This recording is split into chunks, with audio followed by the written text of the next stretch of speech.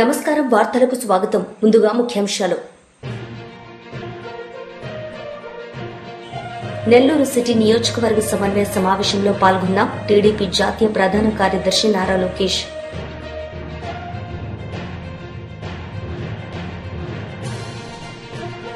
BRS leader media సమావేశం, పలు అంశాలపై వివరణ.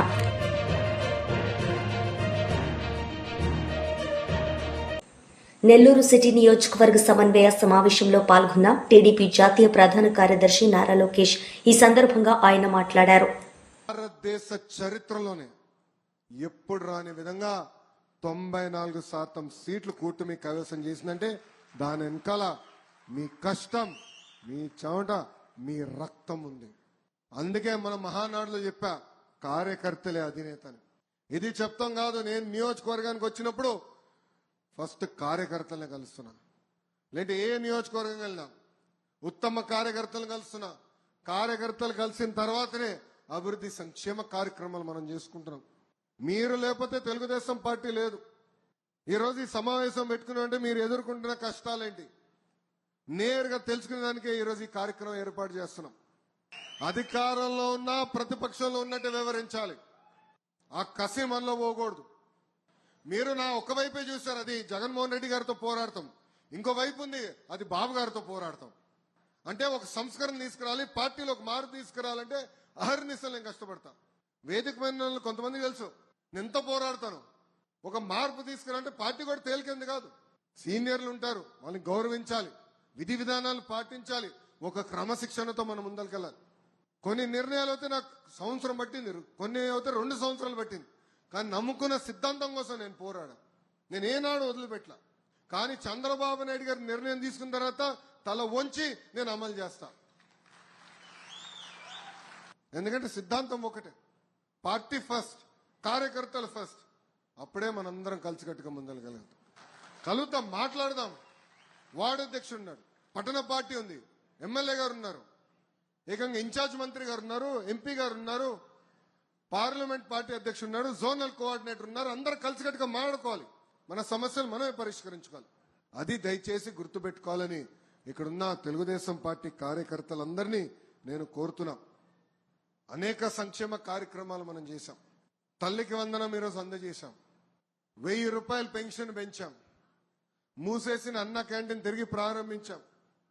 మన భూములన్నీ కొట్టేసేదానికి తీసుకొచ్చిన ల్యాండ్ టైటిలింగ్ యాక్ట్ మనం రద్దు చేశాం. దీపం పథకం ద్వారా ఉచితంగా సిలిండర్లు ఇచ్చాం. రోడ్ల పైన పడిన గుంతలు కూడా మనం పూడ్చాం. మీరందరూ అనుకోవచ్చు అదే ముందు లేరా భయని. ఆ ఒక్క కార్యక్రమం 2000 కోట్ల రూపాయలు ఖర్చయింది. 5 సంవత్సరాలు ఒక్క గుంత కూడా. బీఆర్ఎస్ లీడర్ మీడియా సమావేశం నిర్వహించారు. ఈ సందర్భంగా ఆయన మాట్లాడారు. 2014 కంటే ముందు 36,000 ఎకరాల సాగైతే 23 డిసెంబర్ వానాకాలంలో దాదాపు 90,000 ఎకరాలకు పైగా సాగైంది. గది కదా చేసింది.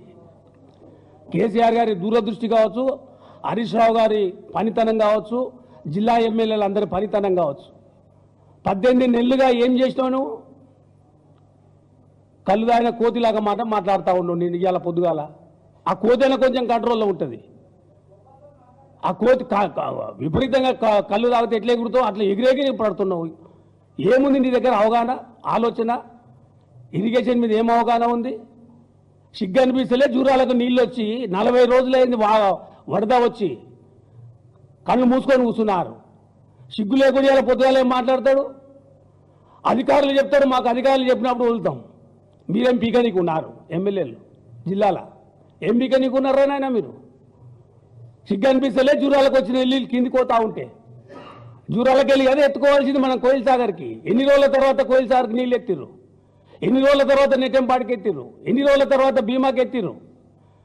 ఇవాళకి 165 టీఎంసీలు శ్రీశైలంలో ఉంటే కల్వకుర్తి ఎందుకు స్టార్ట్ అయితే లేదు? గదే కదా హరీష్ రావు గారు క్వశ్చన్ చేసింది. మిమ్మల్ని జ్ఞాపకం చేస్తే కూడా మీకు పని చేయనికే శాతం అయితే లేదు.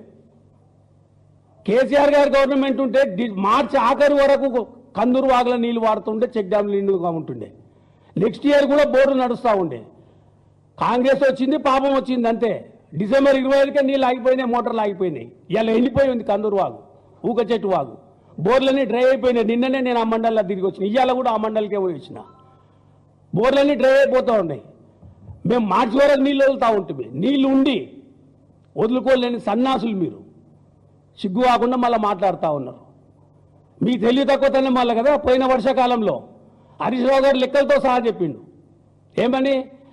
అలొకేషన్ ఉండి నీళ్లు ఉండి 65 టీఎంసీలు ఎత్తుకోవాల్సింది ఎత్తుకోకుండా కిందికి వదిలిర్రని. అందుకే కదా ఇవాళ వాగులు ఎండిపోయినాయి, బోర్లు ఎండిపోతా ఉన్నాయి. ఎందుకు శాతనేతలు ఎత్తుకోనికే? అధికారులు చెప్తే ఎత్తుతారంట. ఇంకా గొప్ప విషయం ఏంటంటే మొన్న కోయిల్సాగర్ దగ్గర ఇదే మహానుభావుడు ఒక మంత్రి గారు పోయి నీళ్ళు ఆన్ చేసారు. ఆన్ చేసి ఏమంటారు, యాక్చువల్గా 5 రోజుల క్రితం స్టార్ట్ చేసేది ఉంటే మా బిజీ షెడ్యూల్ వల్ల మేము స్టార్ట్ చేయలే. ఈ అమ్మ నీళ్లు రైతులకు ఇచ్చే నీళ్ళ కంటే బిజీ షెడ్యూల్ ఏముంటుంది రానైనా మీరు ఏం నూకుతురని ఏమంతా పడగొడుతున్నారు. సిగ్గు కాకుండా నీ స్థాయికి మళ్ళీ హరీష్ రావు గారిని విమర్శిస్తావు. తాట తీస్తాం హరీష్ రావు అంటవా? అంత దమ్ముందారా నాయన నీకు? హరీష్ రావు తాట తీసినంత ఇవాళ మీ ఈపులు వాళ్ళకే పలగనికే రెడీగా ఉన్నాయి పబ్లిక్. ఇవాళ మీరు ఇచ్చిన 6 గ్యారెంటీలు 400 హామీలు ఏదైతున్నాయో అవి అమలు కాక రైతులు కానీ, మహిళలు కానీ, యువకులు కానీ, నిరుద్యోగులు కానీ ఏ వర్గం సంతోషంగా లేదు. ఇవాళ మీ ఈపులు వలగొట్టడానికైనా ఊర్లోకి వస్తే రెడీగా ఉన్నారు. నేను ఇవాళ బండ్లో వస్తుంటేనే చూసుకుంటూ వచ్చిన. ఇవాళ మా జిల్లాల మంత్రి గారి మీటింగ్ అవుతుంది. నేను అచ్చంపేట కాన్స్టిట్యూన్సీ సంథింగ్ మైక్లు అడుగుతున్నారు. జూపల్లి గారు ఇప్పుడే చూసిన, మీరు కూడా చూసింటారు. ప్రజలను అడుగుతున్నారు, ప్రజలంతా సంతోషంగా ఉన్నారా అని. లేమని వాళ్ళు మొత్తుకుంటున్నారు. ప్రజల నుంచి వస్తున్న రెస్పాన్స్ అది. ఇయ్యాలకి ఇప్పుడు గంట క్రితం గది ఇడిచిపెట్టి ఇంతసేపు అబద్ధాలు మాట్లాడతాం, ప్రజలు ఇంకా నమ్ముతూనే ఉంటారు, మా 6 గ్యారెంటీలు మర్చిపోతారు అని అనుకుంటున్నారు. బిడ్డ 100కు 100% ప్రజల పక్షాన ఉంటాం. మీ 6 గ్యారెంటీలు అమలయ్యే వరకు, మీరు ఇచ్చిన హామీలు అమలయ్యే వరకు మిమ్మల్ని ఎంబడిస్తూనే ఉంటాం. ఇలా అవకాశం ఉండి కూడా కాళేశ్వరం కావచ్చు, పాలమూరు రంగారెడ్డి కావచ్చు. ఇలా పాలమూరు రంగారెడ్డి 90% కంప్లీట్ అయింది. ఎందుకు దాన్ని ఇంకా బ్యాలెన్స్ కంప్లీట్ చేయలేకపోతున్నారు? ఎవరు ఎందుకు అడగలేకపోతున్నారు? పొద్దుగాల లేస్తే కమిషన్లు ఎట్లా రావాలి? మీ దాస మొత్తంగా కమిషన్ల మీద ఉంది తప్ప రైతులకు నీళ్ళు ఎట్లా ఇవ్వాలి, రైతులకు ఎట్లా ఆదుకోవాలని ఆలోచన ఉందా? ఇలా రామన్పాడుకు నీళ్లు ఇన్ని రోజుల తర్వాత రామన్పాడుకు నీళ్ళు ఇచ్చారు. ప్యారలల్ కెనాల్ నుంచి జూరా. APSAM vice chairman Marreddy Srinivasa Reddy media సమావేశం నిర్వహించారు. ఈ సందర్భంగా ఆయన మాట్లాడారు. తయారు చేసి ఇంత చక్కగా అమలు జరుపుతా ఉంది, రైతాంగానికి అండగా ఉంది కాబట్టి మేము రాము అని చెప్పి తిరస్కరించండి. అదేవిధంగా మిగతా ప్రజానీకం కూడా అర్థం చేసుకొని వీటన్నిటినీ, ఈ చెడు ప్రచారాలన్నింటినీ కూడా తిప్పికొట్టేటువంటి ఆలోచన చేయండి. సిగ్గుతోటి జగన్మోహన్ రెడ్డి సిగ్గుతోటి తప్పులు చేయాలని ప్రయత్నం చేస్తే ఎల్లకాలం జరగవు. మనకొక నానుడుంది, ఒక వ్యక్తిని ఎప్పుడు మోసం చేయొచ్చు, ఒక వ్యక్తిని ఎప్పటికీ మోసం చేస్తూనే పోవచ్చు. కొంతమందిని అప్పుడప్పుడు మోసం చేయొచ్చు, కానీ అందరినీ ఎప్పుడు మోసం చేయటం కుదరదు. అలా ఎప్పటికీ అందరూ మోసపోరు. మోసపోయే కొద్దిమంది నీ దగ్గర ఉంటే ఉంటారు. ఈ సమాజంలో విఘ్నులు ఉన్నారు. ఈరోజు రాష్ట్ర ప్రభుత్వం ఇస్తున్నటువంటి ఈ అభివృద్ధి సంక్షేమ కార్యక్రమాలని, అందిస్తున్నటువంటి ఫలాల్ని చూస్తున్నటువంటి వాళ్ళు ఉన్నారు. వ్యవసాయాన్ని గౌరవప్రదమైనటువంటి ఒక జీవన విధానంగా మార్చాలి అనేటువంటి చంద్రబాబు నాయుడు గారి సంకల్పం ఈరోజు జాతీయ అంతర్జాతీయ మార్కెట్లలో అంతర్జాతీయ ప్రమాణాలకి సరితూగే విధంగా ఉత్పత్తులను తయారు చేయాలి అని చంద్రబాబు నాయుడు గారు చేస్తున్నటువంటి కృషి ప్రజానీకం దగ్గరికి చేరుతా ఉంది. అదేవిధంగా ఈరోజు ఈ లేఖను ఒక్కదాన్ని చూపించే వాళ్ళు మాట్లాడుతూ ఉన్నారు. వీళ్ళకి తెలియంది ఏంటంటే, ఈరోజు రాష్ట్ర ప్రభుత్వం మాన్యశ్రీ చంద్రబాబు నాయుడు గారు కేంద్రానికి లేఖలు రాశారు, సంప్రదింపులు జరుపుతున్నారు. ఏదైతే పల్ప్ పైన ఉన్నటువంటి ఈ పల్పుకు సంబంధించి ఉన్నటువంటి 12% జీఎస్టీని రద్దు చేయమని చెప్పి కేంద్ర ప్రభుత్వానికి విజ్ఞప్తి చేశారు. అదేవిధంగా ఫినిష్డ్ గూడ్స్ ఏదైతే ఉందో జ్యూస్ బాటిల్స్, వీటిపైన ఉన్నటువంటి జీఎస్టీ 12% నుంచి 5%కు తగ్గించమని, తద్వారా ఫ్యాక్టరీలకు కూడా కొంత వెసులుబాటు కల్పిస్తే రైతాంగానికి ఆ ధర అదనంగా కలిసి వచ్చి రైతాంగం అండగా ఉంటారు, రైతాంగానికి అండగా ఉండేదానికి అవకాశం ఉంటుందని చెప్పి భావించడం జరుగుతూ ఉంది. ఈ విధంగా కేంద్ర ప్రభుత్వం నుంచి, అదేవిధంగా రాష్ట్ర ప్రభుత్వం నుంచి రైతాంగానికి అవసరమైనటువంటి అన్ని విధాలుగా కూడా సహాయ సహకారాలు తీసుకోవడం జరుగుతూ ఉంది. ఈ రోజు ఈ మోసగాళ్లు చేస్తున్నటువంటి ఈ చెడ్డ ప్రచారాలు వాస్తవాలు ఏమిటి, ఈ రోజు వక్రీకరణలు ఏమిటి, ఈ రోజు చంద్రబాబు నాయుడు గారు చేస్తున్న కృషి ఏమిటి, ఈ రోజు జగన్మోహన్ రెడ్డి తన అవసరం కోసం తీసుకొస్తున్నటువంటి మాటలు ఏమిటి, ఒక్కసారి క్యారెక్టర్లని ఎనలైజ్ చేయండి. జగన్మోహన్ రెడ్డి గత 10 సంవత్సరాలుగా తను స్వయంగా రాజకీయాల్లోకి ఎంటర్ అయిన తర్వాత, గత 12-13 సంవత్సరాలు వైసీపీ పార్టీని పెట్టిన తర్వాత ఏ విధమైనటువంటి అబద్ధాలని ప్రచారం చేసుకుంటూ పబ్బం గడుపుకుంటూ వచ్చాడో ఈ రోజు అదే విధమైనటువంటి వాటిని కొనసాగిస్తున్నాడు. దానికి పులి స్టాప్ పెట్టాల్సినటువంటి అవసరం ఉంది. తెలుగు జాతి దానికి సంసిద్ధం కావాలి. ప్రతి ఒక్కళ్ళు కూడా విషయం అర్థం చేసుకొని ఈ విధ్వంసకారుణ్ణి నిలువరించాలి అని చెప్పేసి నేను విజ్ఞప్తి చేస్తా ఉన్నా. వైసీపీ లీడర్ మీడియా సమావేశం నిర్వహించారు. ఈ సందర్భంగా ఆయన మాట్లాడారు. నేను కలెక్టర్ గారు ఒకటే మాట చెప్పాలనుకుంటా ఉన్నా. మీరు జిల్లా యంత్రాంగం యావత్తు ప్రతి వారం వేరే ప్రాంతానికి తరలిపోతూ ఉంటే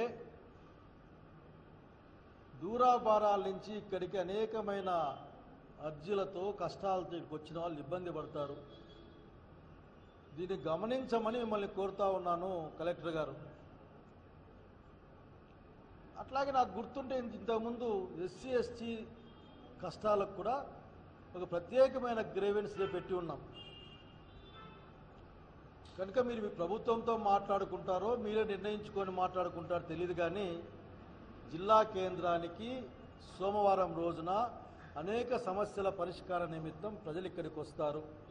వాళ్ళ కోసం కనీసం ఒక చిన్న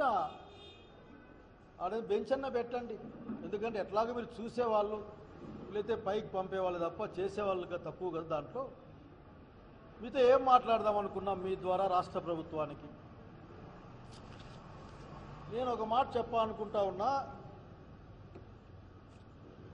అయ్యా చంద్రబాబు నాయుడు గారు, మీ ద్వారా జరగాల్సిన కొన్ని పనులు ఉన్నాయి. అట్లాగే జిల్లా కలెక్టర్ ద్వారా మీకు కొన్ని పంపాల్సిన అవసరం ఉందనే ఉద్దేశంతోనే ఈ కార్యక్రమాన్ని చెప్పాను.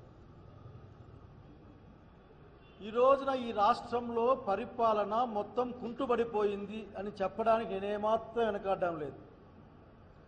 మీ దృష్టిలో పరిపాలన అంటే జగన్మోహన్ రెడ్డి గారి నామస్మరణ, జగన్మోహన్ రెడ్డి గారిని ప్రజల్ని కలవనీయకుండా ఏ విధంగా చేయాలి, ఏ విధంగా వైఎస్ఆర్సీపీ అట్లాగే న్యూట్రల్ గొంతుల్ని అణచివేయాలనేది మీ పరిపాలనలా కనిపిస్తూ ఉంది నాకు. మీరు చాలా పెద్ద పెద్ద మాటలు మాట్లాడతారు. మీ నాయకత్వంలో వ్యవసాయం విపరీతంగా పెరిగిపోయింది అని, లేదా సహాయం ఎక్కువైందని మాట్లాడతారు చంద్రబాబు నాయుడు గారు. మీరు మీ మంత్రి సరే గుండెల మీద చేసుకుని ఆలోచించుకోండి. ఈ సంవత్సర కాలంలో మిర్చి రైతు నాశనం అయ్యాడు, మొక్కజొన్న రైతు నాశనం అయ్యాడు, పసుపు రైతు నాశనం అయ్యాడు, వరి రైతుకి ఇంకా డబ్బులు రాలే, పొగాకు రైతు దిక్కు లేకుండా పోయాడు.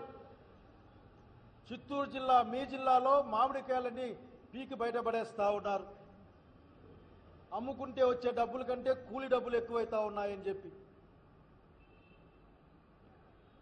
ప్రజలంతా కష్టాల్లో ఉంటే మీకు సంబంధించిన వాళ్ళు, మీ పార్టీకి సంబంధించిన వాళ్ళు ఇష్ట ప్రకారం 2 చేతుల సంపాదిస్తూ ఉన్నారని ప్రజలు మాట్లాడుతూ ఉన్నారు, కంప్లైంట్ చేస్తూ ఉన్నారు.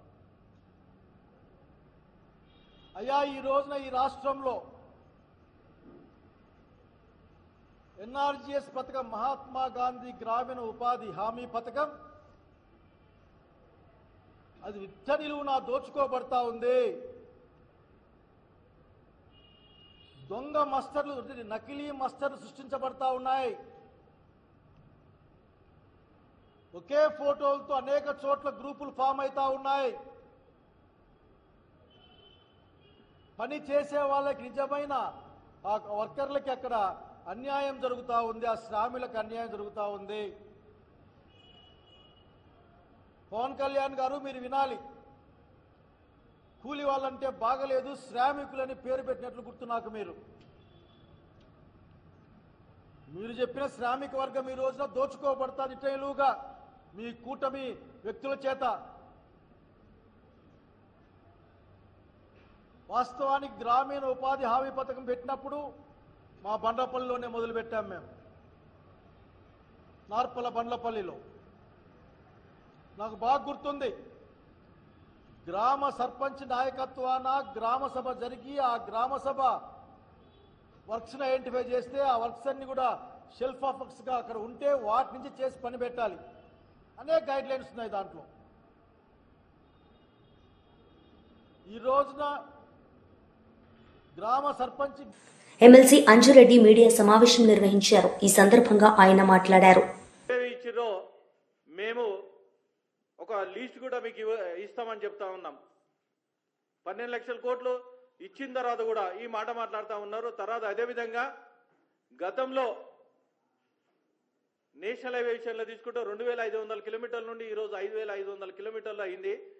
33 జిల్లాల్లో 32 జిల్లాలు కనెక్టివిటీగా తీసుకురావడం జరిగింది. మరి ఇది మీకు అభివృద్ధి కనిపిస్తలేదా? అదేవిధంగా మొన్నటికి మొన్న త్రిపుల్ ఏదైతే ఉందో ఈ త్రిపుల్ కూడా 6 వేస్ కావాలని కూడా 6 వేస్ కూడా శాంక్షన్ చేయడం జరిగింది. అదేవిధంగా 201 కిలోమీటర్ కూడా సౌత్ ఏదైతే ఉందో చౌటుప్పల్ నుండి సంగారెడ్డి వరకు అది బిల్ కూడా అప్రూవ్ చేయడం జరిగింది. మరి ఇవన్నీ ఇన్ని డెవలప్మెంట్ చేసిన తర్వాత మెట్రో విషయంలో తీసుకున్నా, అన్ని విషయాల్లో తీసుకున్నా, మొన్నటికి మొన్న ఈ రైల్వే స్టేషన్లు ఏదైతే డెవలప్మెంట్ చేస్తా ఉన్నామో అమృత్ స్కీమ్ కింద తెలంగాణలో 40 రైల్వే స్టేషన్లు దానిలో ఇవ్వడం జరిగింది. దానిలో 3 రైల్వే స్టేషన్లు మొన్నటికి మొన్న ఏది వరంగల్ అయినా, తర్వాత బేగంపేట అయినా, తర్వాత కరీంనగర్ కూడా. ఈ 3 వార్తలు ముగించే ముందు ముఖ్యాంశాలు మరోసారి. నెల్లూరు సిటీ నియోజకవర్గ సమన్వయ సమావేశంలో పాల్గొన్న టీడీపీ జాతీయ ప్రధాన కార్యదర్శి నారా లోకేష్.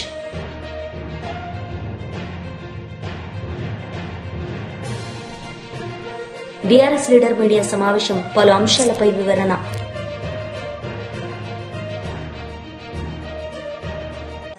ఈ వార్తలు ఇంతటితో సమాప్తం. తిరిగి ప్రసారమయ్యే వార్తల్లో మళ్ళీ కలుద్దాం. అంతవరకు సెలవు. నమస్తే.